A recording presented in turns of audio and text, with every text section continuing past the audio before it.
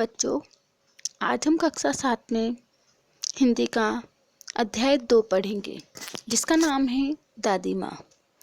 दादी माँ वह व्यक्ति जिनसे बच्चे सबसे अधिक लगाव रखते हैं, चाहे वो बचपन की कहानियाँ हों या दादी माँ द्वारा बच्चों की जिद को पूरा करना हो।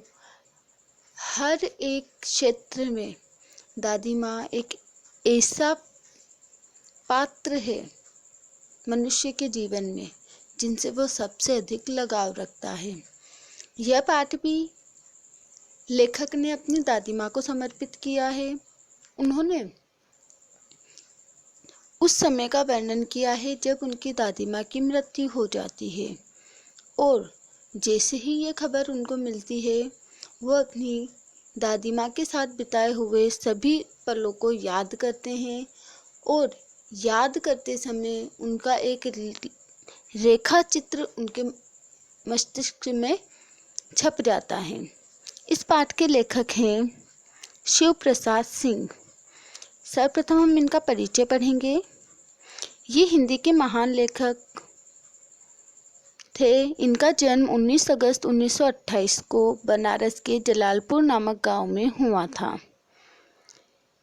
इन्होंने अनेक रचनाएं की, जिनमें प्रमुख हैं अलग अलग वैतरणी, गली आगे मूर्ति है, नीला चांद। नीला चांद इनका एक उपन्यास है जिस पर इन्हें साहित्य अकादमी पुरस्कार से सम्मानित किया गया। इसके अतिरिक्त औरत, वैश्वानर आदि। 28 सितंबर 2008 को इनकी मृत्यु हो गई। आइए अब हम पाठ का अध्ययन करते हैं। कमजोरी ही है अपनी, पर सच तो यह है कि जरा सी कठिनाई पड़ते, बीसों गर्मी, बरसात और बसंत देखने के बाद भी मेरा मन सदा नहीं तो प्राय अनमना सा हो जाता है। मेरे शुभ चिंतक मित्र मुँह पर मुझे प्रसन्न करने के लिए आने वाली छुट्टियों की सूचना देते हैं, और पीठ पीछे मुझे कमज़ोर और जरा सी प्रतिकूलता से घबराने वाला कहकर मेरा मजाक उड़ाते हैं। मैं सोचता हूँ, अच्छा अब कभी उन बातों को न सोचूंगा। ठीक है, जाने दो, सोचने से आखिर होता ही क्या है। पर बरबस मेरी आंखों के सामने शरद की शीत किरणों के समान स्वच्छ शीतल किसी की धुंधली छाया नाच उठती है। मुझे लगता है जैसे कुवार के दिन आ गए। कुवार के दिन अश्विन माह को कुवार का महीना भी कहते हैं। ये समय बारिश के दिनों का होता है, तो लेखक को बारिश के दिन याद आ जाते हैं। मेरे गांव के चारों ओर पानी ही पानी हिलोरे ले रहा है। दूर के सिवान से बहकर आए हुए मोथा और साई की अधगली घासें, घेऊर और बन प्याज की जड़ें तथा नाना प्रकार की बरसाती घासों के बीज सूरज की गर्मी में खोलते हुए पानी में सड़कर एक विचित्र गंध छोड़ रहे हैं। अब लेखक को अपने बचपन के दिन याद आते हैं कि जब बारिश के दिनों में पानी जगह जगह पानी भर जाता है, तो विभिन्न प्रकार के जड़ी बूटियाँ और विभिन्न प्रकार के पादप उस पानी में उग आते हैं, और कुछ समय तक उस पानी में रहने के कारण वो सड़ने लगते हैं। रास्तों में कीचड़ सूख गया है, और गांव के लड़के किनारों पर झाग भरे जलाशयों में धमाके से कूद रहे हैं। अपने अपने मौसम की अपनी अपनी बातें होती है। आषाढ़ में आम और जामुन न मिले, चिंता नहीं। अगहन में चिवड़ा और गुड़ न मिले, दुख नहीं। चैत के दिनों में लाई के साथ गुड़ की पट्टी न मिले, अफसोस नहीं। पर कुवार के दिनों में इन गंधपूर्ण झाग भरे जल में कूदना न हो तो बड़ा बुरा मालूम होता है। अब लेखक बता रहे हैं कि हर एक महीने की अपनी अपनी विशेषता होती है। तो हर महीने में लेखक बता रहे हैं कि जैसे आषाढ़ के महीने में आम और जामुन आते हैं, लेकिन यदि वो भी लेखक को नहीं दिए जाते हैं तो उन्हें इतना दुख नहीं होता है। हर महीने के सुख को वो प्राप्त नहीं करे ये जरूरी नहीं है, लेकिन कुंवार के दिनों में उस झाग वाले पानी में नहाना लेखक के लिए बहुत ज़रूरी है। वो कहते हैं कि मुझे उस पानी में नहाने की बहुत याद आती है। मैं भीतर हुड़क रहा था, मतलब बार बार मेरी इच्छा हो रही थी कि मैं वापस गाँव जाऊँ और उस झाग भरे पानी में नहाऊँ। 2-1 दिन ही तो कूद सका था, नहा धोकर बीमार हो गया। हल्की बीमारी न जाने क्यों मुझे अच्छी लगती है। थोड़ा थोड़ा ज्वर हो, सर में साधारण दर्द और खाने के लिए दिन भर नींबू और साबू, लेकिन इस बार ऐसी चीज़ नहीं थी। ज्वर जो चढ़ा तो चढ़ता ही गया। रजाई पर रजाई और उतरा रात 12 बजे के बाद। अब लेखक कहते हैं कि जब वो 2-3 बार ही उसमें नहाए थे तो वो बीमार हो जाते हैं और उनकी बीमारी ख़त्म नहीं होती, उनका बुखार जो होता है वो कम नहीं होता है, वो और ज़्यादा से ज़्यादा बढ़ता जाता है। दिन में चादर लपेटे सोया था, दादी माँ आई। शायद नहाकर आई थी उसी झाग वाले जल में। पतले दुबले स्नेह सने शरीर पर सफ़ेद किनारेहीन धोती, सन से सफ़ेद बालों के सिरों पर सद्य यानी सुशोभित होती हुई टपके हुए जल की शीतलता। आते ही उन्होंने सर पेट छुए, आंचल की गांठ खोल किसी अदृश्य शक्तिशाली के चबूतरे की मिट्टी मुँह में डाली, माथे पर लगाई। दिन रात चारपाई के पास बैठी रहती, कभी पंखा झलती, कभी जलते हुए हाथ पैर कपड़े से सहलाती, सर पर दालचीनी का लेप करती और 20 बार छू छू कर ज्वर का अनुमान करती। हांडी में पानी आया कि नहीं, उसे पीपल की छाल से छोका कि नहीं, खिचड़ी में मूंग की दाल एकदम मिल तो गई है, कोई बीमारी के घर में सीधे बाहर से आकर तो नहीं चला गया, आदि लाखों प्रश्न पूछ पूछ कर घर वालों को परेशान कर देती हैं। अब लेखक कहते हैं कि जब वो बहुत अधिक बीमार हो जाते हैं तो उनकी दादी माँ उनका किस प्रकार से ख्याल करती है। वो समय समय पर उन्हें दवाई देती है, उनका तापमान देखती है और जब दवाओं से उनके असर नहीं होता है तो वो ईश्वर पर विश्वास करती है और मंदिर में जाकर उनके लिए भभूत लेकर आती है और विभिन्न प्रकार के सवालों से घर वालों को परेशान कर देती हैं। दादी माँ को गवई गांव की 50 किस्म की दवाओं के नाम याद थे। गांव में कोई बीमार होता उसके पास पहुँचती और वहाँ भी वही काम, हाथ छूना, माथा छूना, पेट छूना, फिर भूत से लेकर मलेरिया, सरसाम, निमोनिया तक का अनुमान विश्वास के साथ सुनाती। अब लेखक दादी माँ के बारे में बता रहे हैं कि उन्हें इतना ज्ञान था कि वो विभिन्न प्रकार के लक्षणों को मात्र देखकर ही बता देती थी कि इस व्यक्ति को क्या बीमारी है। महामारी और विषुचिका के दिनों में रोज सवेरे उठकर स्नान के बाद लवंग और गुड़ मिश्रित जलधार, गुग्गल और धूप। अब वो कहते हैं कि जब महामारी जो चलती है तो वो विशेष प्रकार का काढ़ा बनाते हैं। सफाई कोई उनसे सीख ले, दवा में देर होती, मिश्री या शहद खत्म हो जाता, चादर या गिलाफ नहीं बदले जाते तो वे जैसे पागल हो जाती थी। बुखार तो मुझे अब भी आता है, नौकर पानी दे जाता है, मेस महाराज अपने मन से पकाकर खिचड़ी या साबू, डॉक्टर साहब आकर नाड़ी देख जाते हैं और कुनैन मिक्सचर की शीशी की तिताई के डर से बुखार भाग भी जाता है, पर न जाने क्यों ऐसे बुखार को बुलाने का जी नहीं चाहता है। अब लेखक कहते हैं कि वर्तमान समय में भी मुझे बुखार तो आता है, लेकिन जितनी सेवा मेरी दादी करती थी उतनी सेवा अब नहीं होती। अब तो दवाई की शीशी लेने से ही मेरा बुखार चला जाता है। किशन भैया की शादी ठीक हुई। दादी माँ के उत्साह और आनंद का क्या कहना। दिन भर गायब रहती, सारा घर जैसे उन्होंने सर पर उठा लिया हो। पड़ोसी ने आती, बहुत बुलाने पर दादी माँ आती। बहन बुरा न मानना, कार परोजन का घर ठहरा। एक काम अपने हाथ से न करूँ तो होने वाला नहीं। जानने को यूँ सभी जानते थे कि दादी माँ कुछ करती नहीं, पर किसी काम में उनकी अनुपस्थिति वस्तुतः विलम्ब का कारण बन जाती। उन्हीं दिनों की बात है, एक दिन दोपहर में घर लौटा। बाहरी निकसार में दादी माँ किसी पर बिगड़ रही थी। निकसार यानी एक ऐसे घर के बाहर जो गिलहरी टाइप का एक स्थान होता है, बरामदा, उसके वहाँ पे दादी माँ किसी पर बिगड़ रही थी, गुस्सा हो रही थी। उसका वर्णन करते हैं लेखक। देखो, पास के कोने में दुबकी रामी की चाची खड़ी है। तो लेखक देखते हैं कि पास ही में उनकी जो पड़ोसिन होती है रामी की चाची, वो वहाँ पर खड़ी हुई है। सो न होगा धन्नो, रुपये में सूद के आज दे दे। तेरी आंख में तो शर्म है नहीं, मांगने के समय कैसी आई थी। पैरों पर नाक रगड़ती फिरी, किसी ने एक पाई भी नहीं दी। अब लगी है आजकल करने फसल में दूंगी। अब क्या तेरी खातिर दूसरी फसल कटेगी? तो मैंने देखा कि दादी माँ उस दिन दोपहर में रामी की चाची पर बहुत अधिक गुस्सा हो रही थी, क्योंकि उन्होंने उनसे पैसे उधार लिए थे और जब देने का समय आया तो वो आज कल इस तरह से बहाने बना रही थी। तो रामी की चाची वापस कहती हैं, दूंगी मालकिन। रामी की चाची रोते हुए बोली, दोनों हाथों से आंचल पकड़े दादी माँ के पैरों की ओर झुकी, बिटिया की शादी है, आप न दया करेगी तो उस बेचारे का निस्तार कैसे होगा, मतलब उसका विवाह कैसे होगा?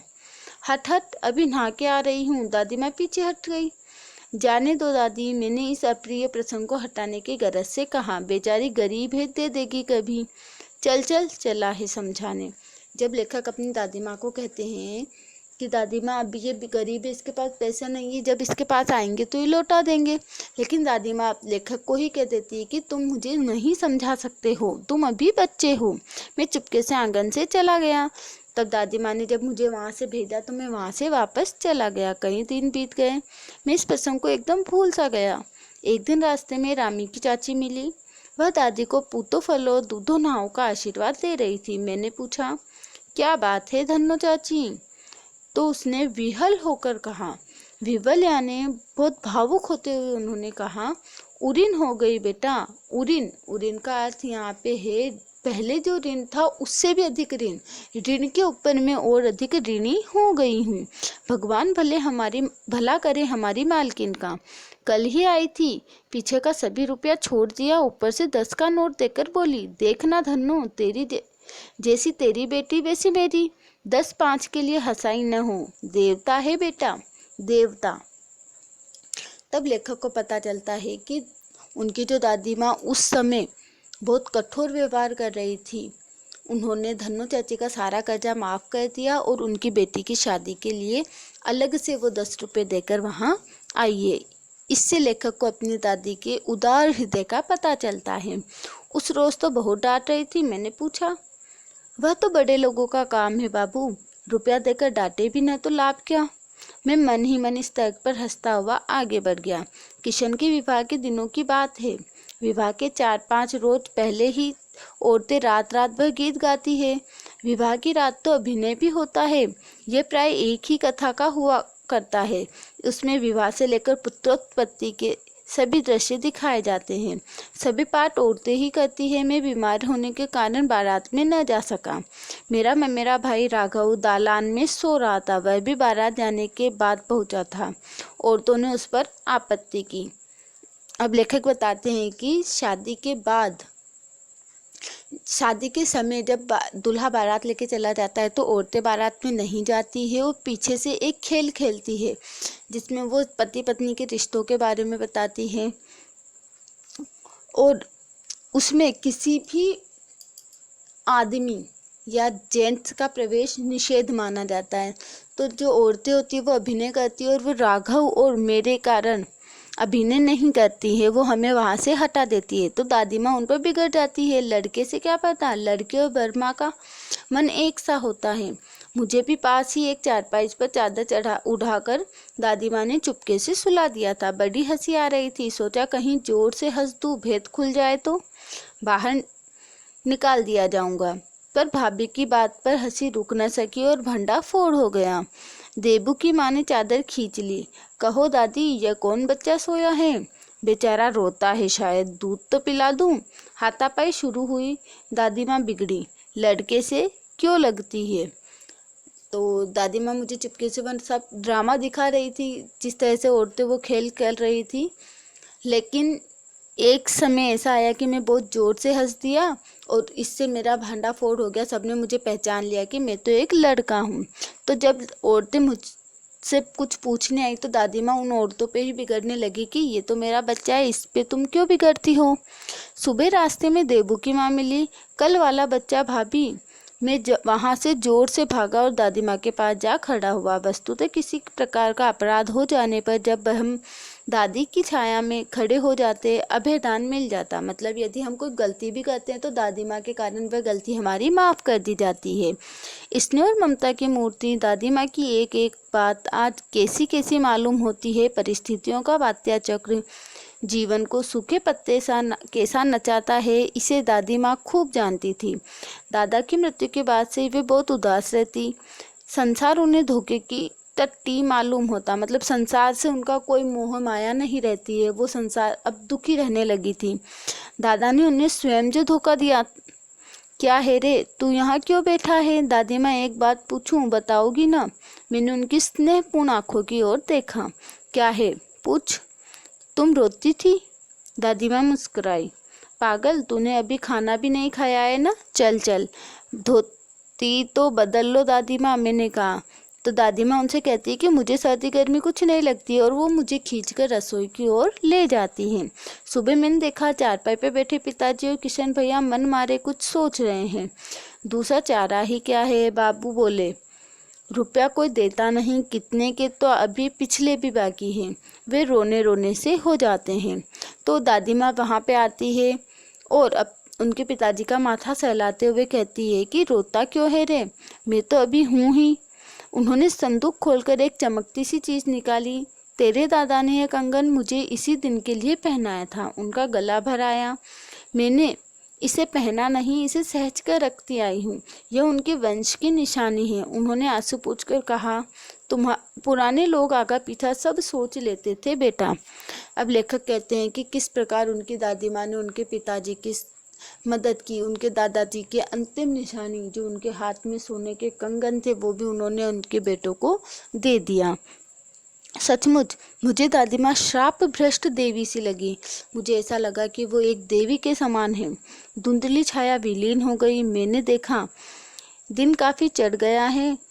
पास के लंबे खजूर के पेड़ से उड़कर एक कौवा अपनी घिनौनी काली पाखे फैलाकर मेरी खिड़की पर बैठ आया है।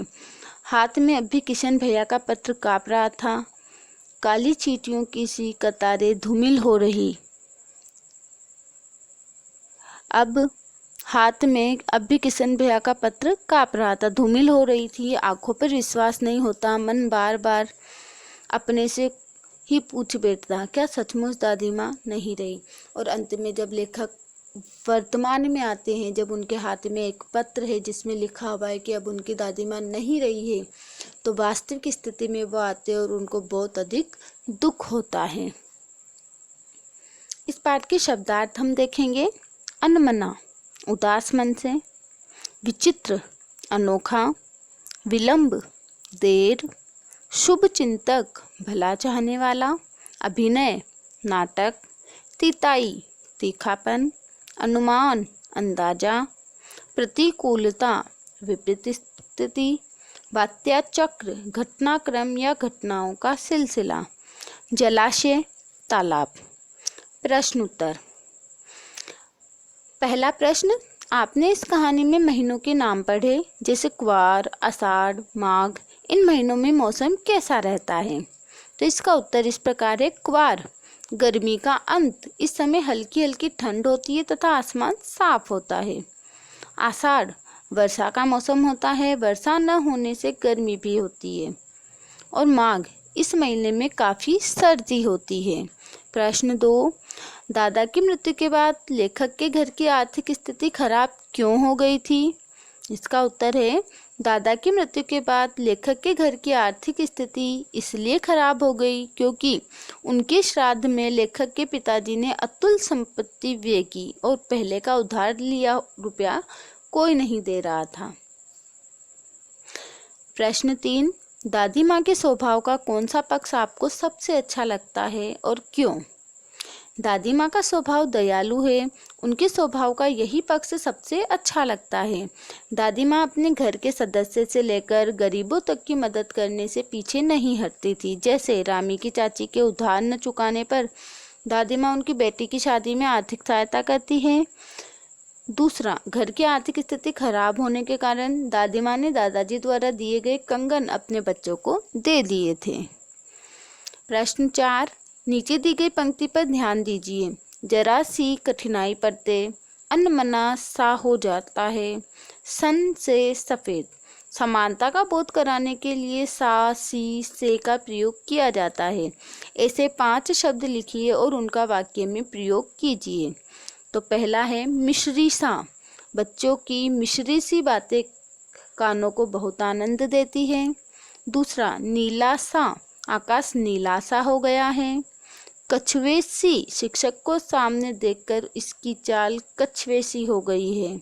सागर सा, कबीर के दोहों में सागर सा गहरा ज्ञान है। रुई से, दादी जी के बाल रुई से सफ़ेद हो गए थे। धन्यवाद।